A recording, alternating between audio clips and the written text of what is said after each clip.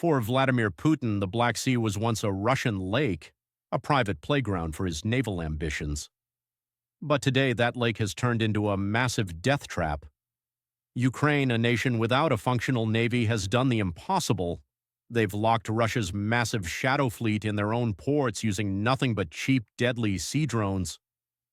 Now, desperate Russian captains are forced into a humiliating retreat, hugging the coastlines like fugitives. The fate of Russia's maritime economy now lies entirely between the lips of one man, Recep Tayyip Erdogan. If you look at the latest maritime traffic data, a chilling pattern emerges. Russian-flagged tankers like the sanctioned Strateg are no longer taking the direct path. The moment they leave the port of Novorossiysk, they are guided by one thing: fear. Instead of the open sea, they crawl along the Georgian coast and hide within Turkish territorial waters to reach the Bosphorus. This isn't just a navigation change, it's a strategic surrender. Russian captains know that venturing into the open Black Sea is now a suicide mission. Behind this frantic escape lies Ukraine's Magura drones, small, fast, and ruthless. In late November, the tankers Kairos and Virat were hunted down in the open sea. While they didn't sink, the structural damage was a death blow to their operations. Then came the December attacks on the Dashin and Mersin tankers. The Ukrainian Security Service, SBU, made their message clear: if you carry Russian oil, you are a legitimate target. This psychological warfare is exactly why Russian ships are now cowering under the NATO umbrella. Here is the ultimate irony. Putin tells his people he is at war with NATO, yet his entire merchant fleet is currently surviving only by hiding in the waters of a NATO member, Turkey. This is a total strategic humiliation. The Russian doctrine that dreamed of dominating the warm seas for centuries has been shattered by Ukrainian tech and washed up on Turkish shores.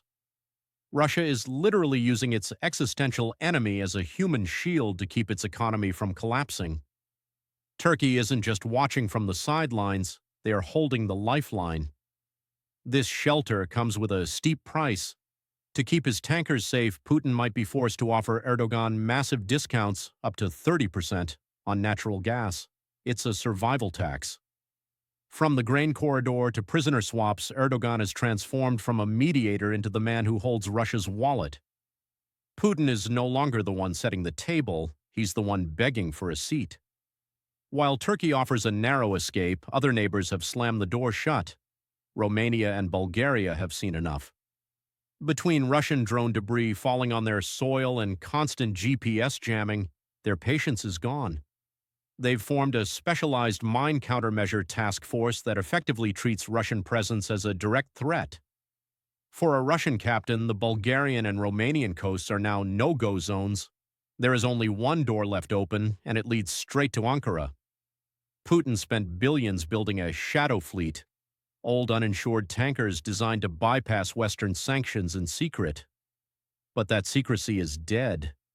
By hugging the Turkish coast under NATO radars, these ships are now under a global spotlight. Every cargo, every route, and every owner is being tracked in real time. This transparency has sent insurance premiums skyrocketing by 300%. Even Russia's biggest buyers, China and India, are now demanding massive risk discounts. Putin is still selling oil, but the profit is bleeding out through fuel costs, delays, and astronomical insurance fees. The big picture is clear. Ukraine has achieved an asymmetric victory that will be studied in military academies for decades. They've turned Crimea from a strategic fortress into an indefensible liability, a prison under constant siege. Putin's eternal Russian soil is now a hostage within range of Ukrainian missiles. The key to the Black Sea no longer hangs on the walls of the Kremlin.